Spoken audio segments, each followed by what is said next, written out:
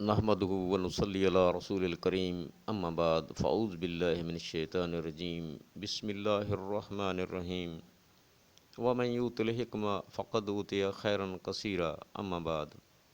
عزیز دوستو، السلام علیکم ورحمۃ اللہ وبرکاتہ۔ آج میں آپ کی خدمت میں پرانے دست، جسے سنگرینی کہتے ہیں، کہ انتہائی آسان اور شرطی علاج کے ساتھ حاضر ہوا ہوں۔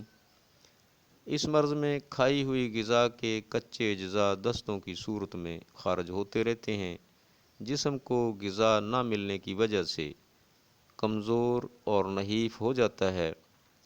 یہ پیچس سے ملتی جلتی ایک علامت ہے جس میں بار بار پخانے مروڑ کے ساتھ آتے ہیں۔ پیچس کی طرح مکھ یا اون یا خون نہیں آیا کرتا۔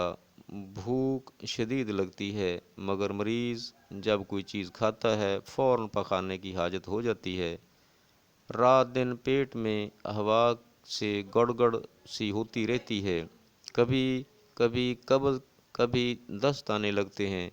اکثر مریضوں کو منہ کے اعصاب میں سوزش ہو کر چھالے نکل آتے ہیں۔ جب دست آتے ہیں تو منہ کے چھالے ختم ہو جاتے ہیں، اور جب قبض ہوتی ہے تو چھالے دوبارہ نکلنا شروع ہو جاتے ہیں۔ مریض کا رنگ پھیکا پڑ جاتا ہے۔ بعض دفعہ مریض میں خون کی انتہائی کمی ہو کر موت بھی واقع ہو جاتی ہے۔ معالج حضرات اسے پیچس سمجھ کر پیچس کی طرح پر علاج شروع کر دیتے ہیں۔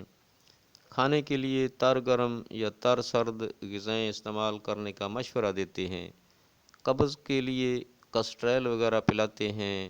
دودھ کو بہترین غذا خیال کیا جاتا ہے، مگر مریض ٹھیک ہونے کی بجائے زیادہ خراب ہو جاتا ہے۔ ہم انشاءاللہ سنگرینی کا، جس کا مطلب زندگی بھر ساتھ رہنے والی مرض رکھا ہوا ہے، کا بہترین علاج انتہائی آسان اور شرطی آپ کی خدمت میں پیش کر رہے ہیں۔ ہمارے طریقہ پر کیا گیا علاج کبھی ناکام نہیں ہوگا انشاءاللہ۔ مریض چند دن میں اپنے اندر طاقت محسوس کرے گا، کیونکہ غذائی اجزاء جسم کا حصہ بننا شروع ہو جائیں گے۔ پہلے ہم اس مرض کی حقیقت کی طرف آتے ہیں کہ یہ ہے کیا، اس کی وجہ کیا ہے۔ تو دوستو، سنگرینی معدہ کے اعصاب کی سوزش ہے، جو کبھی تری گرمی اور کبھی تری سردی کی صورت میں تکلیف دیا کرتی ہے۔ جب اعصابی گدی تحریک ہوتی ہے تو پخانے میں اون یعنی مکھ وغیرہ آنے لگتی ہے۔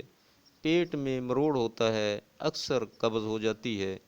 پیٹ اور انتڑیوں میں ہوا رکنے لگتی ہے۔ مواد نہ نکلنے کی وجہ سے معدہ، گلا، غذائی نالی میں سوزش ہو کر منہ اور گلا میں چھالے ہو جاتے ہیں۔ مرچ مسالہ والی غذا کھائی نہیں جاتی۔ مجبور ہو کر مریض دودھ، دلیا، کھچڑی، چاول وغیرہ غذائیں کھاتا ہے، جو مرض میں اور بھی اضافہ کر دیتی ہیں، جس سے اعصابی عضلاتی تحریک ہو کر دست آنا شروع ہو جاتے ہیں۔ منہ و گلا کے چھالے تو کم ہو جاتے ہیں، مگر پاخانوں کی کثرت سے مریض کمزور ہو جاتا ہے۔ بھوک ناقابل برداشت لگتی ہے، مگر کھایا پیا پخانوں کی راہ نکل جاتا ہے۔ دوستو، مرض اور مریض کا نقشہ آپ کو میں نے دکھا دیا ہے۔ اب میں اس کا آسان ترین علاج آپ کی خدمت میں پیش کرنا چاہتا ہوں، جو کبھی خطا نہیں ہوگا، انشاءاللہ ناکامی نہیں ہوگی۔ سب سے پہلے مریض کی ٹھنڈی غذائیں روک دی جائیں اور بادی غذائیں کھانے کا مشورہ دیں۔ ساتھ یہ نسخہ استعمال کرائیں: پوست حلیلہ زرد، اجوین دیسی، پوست انار۔ برابر وزن لے کر صفوف بنا لیں۔ 1 تا 3 گرام حسب عمر و طاقت دہی کی لسی ریڑکے والی لسی سے ہر 3 گھنٹہ کے وقفہ سے دیں۔ جیسے جیسے افاقہ محسوس کریں، دعا کا وقفہ زیادہ کر دیں۔ صبح، دوپہر، شام۔ جب مریض ٹھیک ہو جائے تو روزانہ صرف ایک خوراک شام کے کھانے کے بعد استعمال کریں، چند دن کے لیے۔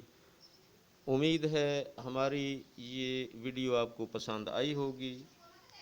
اگر ہماری ویڈیو آپ کو پسند آئے تو لائک کریں، مزید اچھی ویڈیو حاصل کرنے کے لیے ہمارے یوٹیوب چینل کو سبسکرائب کریں، ساتھ بیل کا بٹن دبانا نہ بھولیں۔